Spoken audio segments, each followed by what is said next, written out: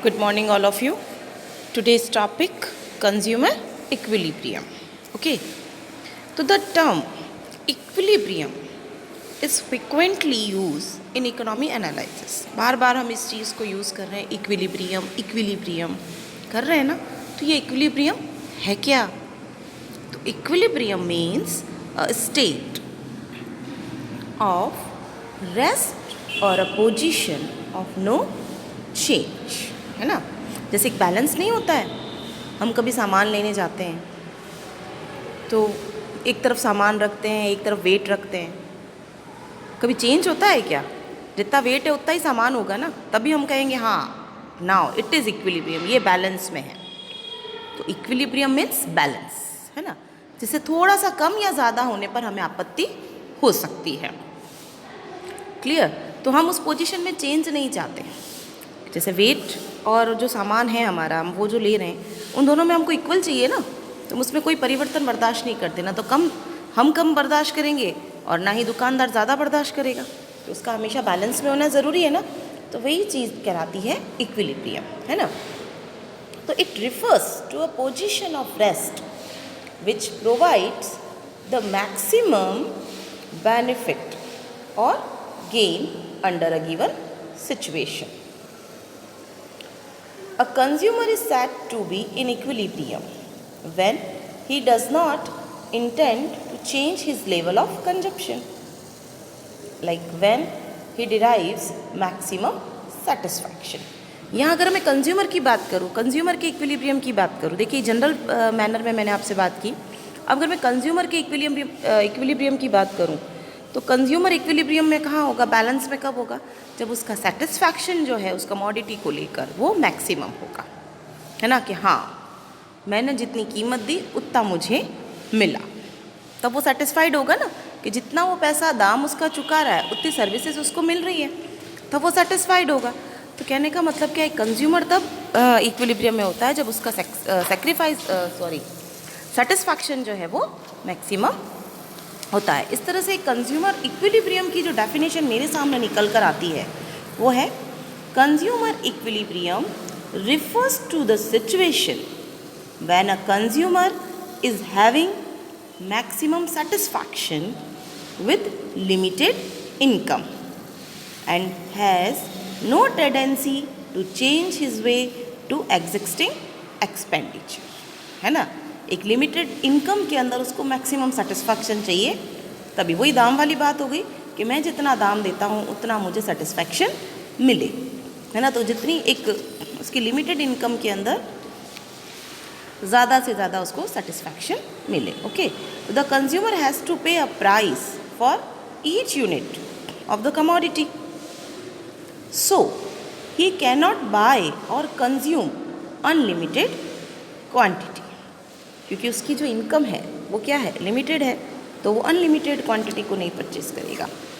As per the law of DMU, मतलब डिमिसिंग marginal utility, मतलब हर successive इकाई के साथ मेरी यूटिलिटी जो है, कमोडिटी की यूटिलिटी जो है वो क्या होती जाती है, कम होती जाती है. यही मतलब है उसका. ये कल मैंने आपको बताया था.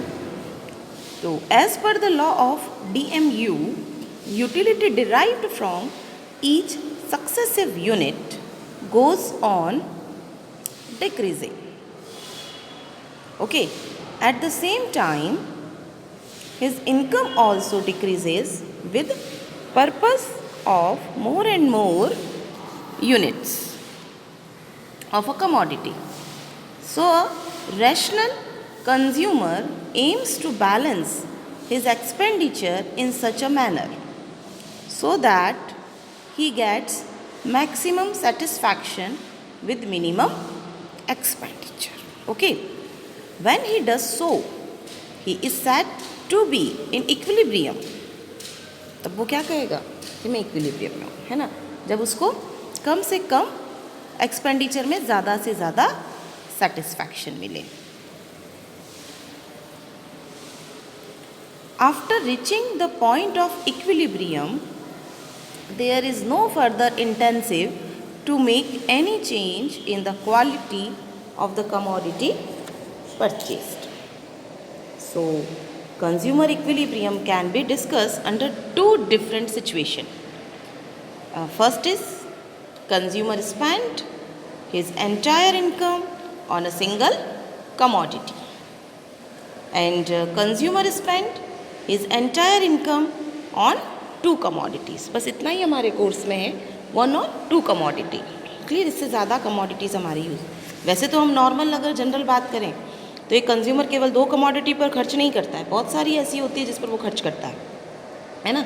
लेकिन हमारे कोर्स में केवल वन और टू ही है कोर्स में. तो सबसे पहले हम बात करेंगे consumer equilibrium in case of single commodity. यहाँ पर मतलब हुआ आपका कि कंज्यूमर अपनी इनकम जो है वो अकेली एक ही कमोडिटी पर खर्च कर रहा है. ठीक है. तो the law of DMU can be use to explain consumer equilibrium in case of a single commodity. Therefore, all the exemptions सारे बताए थे मैंने आपको. All the exemptions of law of DMU are taken as exemptions of consumer equilibrium in case of single commodity. तो जो law of DMU की exemptions मैंने लिए थे वही मेरे कंज्यूमर इक्विलिब्रियम में काम आएंगे. समझ लीजिए. A consumer purchasing a single commodity will be at equilibrium when he buying such a quantity of that commodity which gives his maximum satisfaction. The number of units to be consumed of the given commodity by a consumer depends on two factors. First is price of the given commodity. मतलब कहने का मतलब क्या है कि दो ही factor पर एक कंज्यूमर इक्विलिब्रियम जो है आपका डिपेंड करता है. एक तो price of the given commodity, वो बदलनी नहीं चाहिए. दूसरा एक्सपेक्टेड यूटिलिटी. यहाँ एक्सपेक्टेड यूटिलिटी का मतलब है marginal utility from each successive units. Okay. तो the determine the equilibrium point consumer compares the price. यहाँ पर प्राइस से मतलब कॉस्ट से है. Of the given commodity with its utility. यहाँ यूटिलिटी मतलब सेटिस्फैक्शन या उसका बेनिफिट. उसके लिए यूटिलिटी क्या हो सकती है? उसका सेटिस्फैक्शन हो सकती है या उससे मिलने वाले बेनिफिट हो सकते हैं कि जो कमोडिटी वो यूज़ कर रहा है उससे मिलने वाले बेनिफिट या उसका satisfaction level. Being a rational consumer he will be at equilibrium when marginal utility is equal to price paid for the commodity. We know marginal utility is expressed in utils and price is expressed in term of money. However, marginal utility and price can be effectively compared only when both are stated in the same units. Therefore, marginal utility in utils is expressed in term of money. तो marginal utility in term of money उसको हम कहते हैं MUM. Okay. जब हम marginal utility को money term में expressed करते हैं तो उसे हम कहते हैं मम. MUM मम. ओके. जगह जगह आपके नाम आएगा MUM. तो इसका मतलब होता है आपका marginal utility in term of money. Clear? तो ये किस तरह से निकाली जाती है? ये निकाली जाती है आपके मार्जिनल यूटिलिटी इन यूटिल्स. सबसे पहले जो marginal utility in utils divide by marginal utility of 1 rupee. Okay. तो आपकी निकल आएगी marginal utility in term of money निकल आएगी. तो MU of 1 rupee is the extra utility obtained when an additional rupee in spent on other goods. As utility is a subjective concept and differ from person to person, it is assumed that a consumer himself defines of MU of 1 rupee in term of satisfaction for bundle of goods.